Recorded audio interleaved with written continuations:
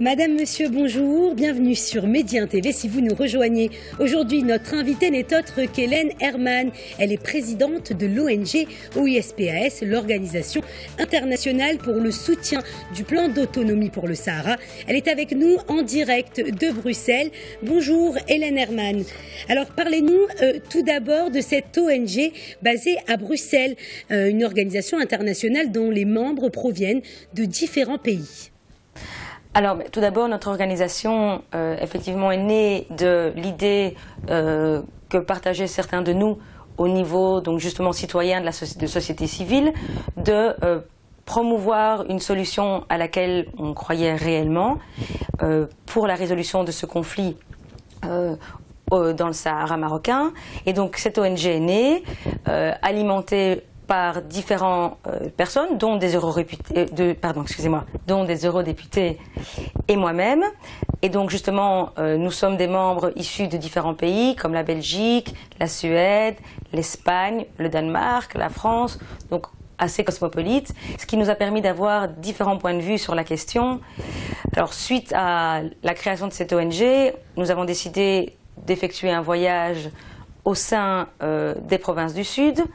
D'ailleurs, voyage vraiment très enrichissant, ce qui nous a permis de constater par nous-mêmes différentes choses. Revenons à présent sur les dernières provocations du Polisario et plus précisément sur les incursions des séparatistes dans la zone tampon aux frontières maroco-algériennes, une zone qui, rappelons-le, est sous souveraineté marocaine. Alors, selon vous, à quel point cette intrusion est-elle une violation du cessez-le-feu ? Alors, justement, notre organisation a pu se procurer des photos satellites de la zone tampon. Il a clairement été constaté des incursions du front Polisario au sein de cette zone et des constructions très récentes. Alors, pour nous, il est évident que ces agissements participent à une violation du cessez-le-feu. Non seulement c'est une violation du cessez-le-feu, mais par ailleurs, c'est également une provocation qui ne peut nuire qu'au processus engagé par les Nations Unies. D'autre part, je pense que l'imminence du rapport périodique du secrétaire général n'a pu qu'influencer le choix du moment par le Front Polisario pour ces agissements. Alors le Polisario, finalement, ne tenterait-il pas de changer la réalité sur le terrain et donc d'essayer de se construire une certaine légitimité ? Alors, il est évident et manifeste que le Polisario tente, par ses agissements, de créer une autre réalité chimérique. D'autre part, pour créer une autre donne d'un point de vue géopolitique et donc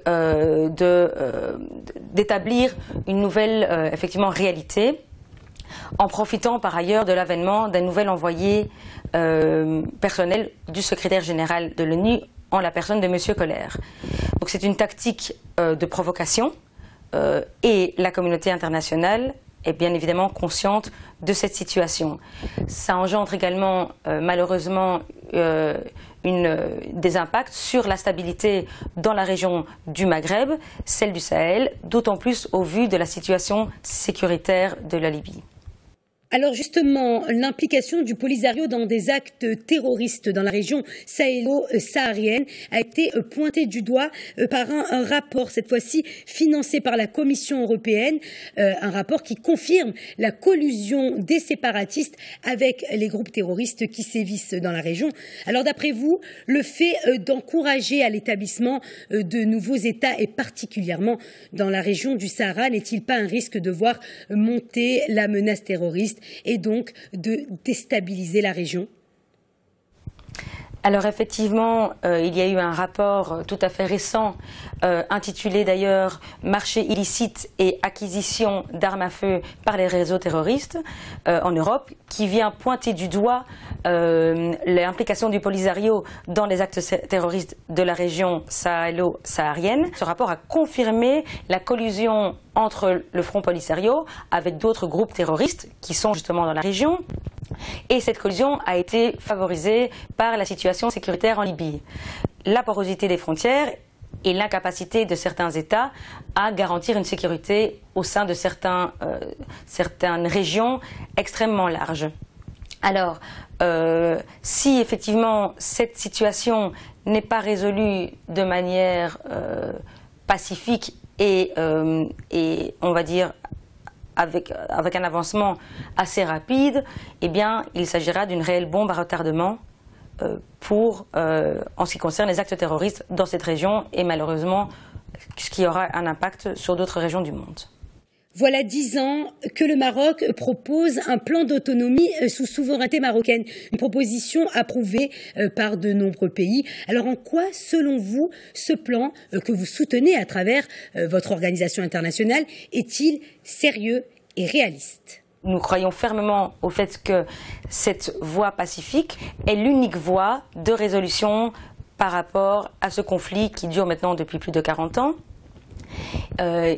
Alors nous ne sommes pas les seuls, évidemment d'autres organisations et la communauté internationale sont tous, enfin en tout cas sont pas tous, mais sont de plus en plus conscients que cette voie est une voie de paix, que toutes les parties ont évidemment tout intérêt à s'y consacrer.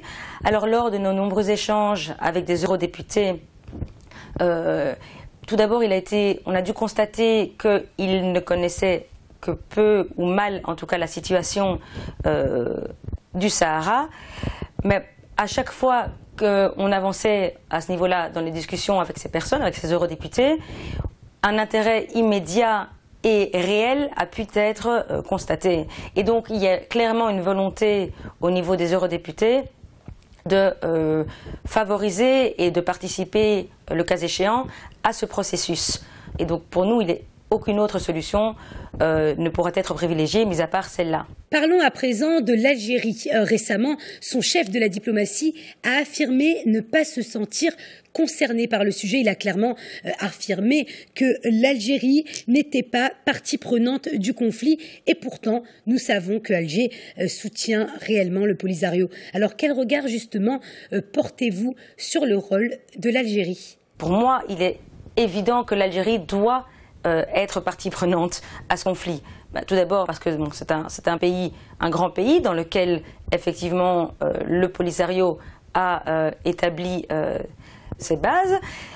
Par ailleurs, si toutes les parties qui effectivement prennent position sur certaines choses ne rentrent pas totalement dans les négociations, ce sera très très difficile d'arriver à un consensus. Donc d'un côté, si l'Algérie effectivement ne prenait pas du tout de position, peut-être qu'il ne serait pas nécessaire qu'elle participe aux négociations. Ce n'est pas le cas pour le moment. Je pense que l'Algérie a tout intérêt, enfin pas que l'Algérie d'ailleurs, toutes les composantes ont tout intérêt à ce que l'Algérie participe réellement aux négociations et toujours dans un but de résolution pacifique. Donc, pour moi, en soutenant évidemment le plan d'autonomie du Sahara. Alors enfin, et dernière question, elle concerne la régionalisation avancée. Le plan d'autonomie sous souveraineté marocaine s'inscrit dans le cadre d'une vision plus large, celle de la régionalisation avancée, donc un modèle de gouvernance qui inclut le développement économique et humain de toutes les régions du royaume, que ce soit dans les provinces du Sud que dans les provinces du Nord. Alors en quoi cela a son importance ? Alors, tout d'abord, je pense que le plan d'autonomie vient réconforter justement le projet de régionalisation avancé prôné par Sa Majesté Mohamed VI, dans la mesure où il n'exclut ni les provinces du Sud, ni celles du Nord. Donc, je ne vois pas pourquoi, effectivement, ça ne renforcerait pas la régionalisation des provinces. Par ailleurs, effectivement, on l'a constaté lors d'une réunion, d'une rencontre qui a eu lieu entre le ministre des Affaires étrangères du Maroc et l'envoyé personnel du secrétaire général de l'ONU, donc M. Koller, auquel justement ont été conviés les deux présidents des provinces du Sud, à savoir celle de Dakhla et celle de La Ayoune. Pour moi, ce n'est que la continuation et le renforcement de cette régionalisation. Merci Hélène Hermann. Je rappelle que vous êtes présidente de l'Organisation internationale pour le soutien du plan d'autonomie pour le Sahara. Vous étiez avec nous depuis Bruxelles. Alors merci d'avoir accepté cette interview. Merci à vous d'avoir choisi Média TV. Restez avec nous, l'information se poursuit sur notre antenne.